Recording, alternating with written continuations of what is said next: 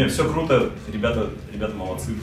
И если бы не их помощь, я бы, наверное, уже после первой репетиции позвонил бы Решеткине и сказал: Решеткина, сорян, нет.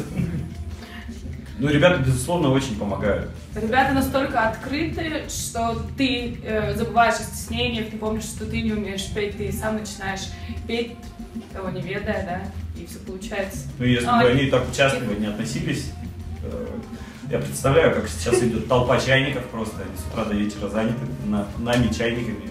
Наверняка это очень нелегко. Вот, уже за это им большое человеческое спасибо.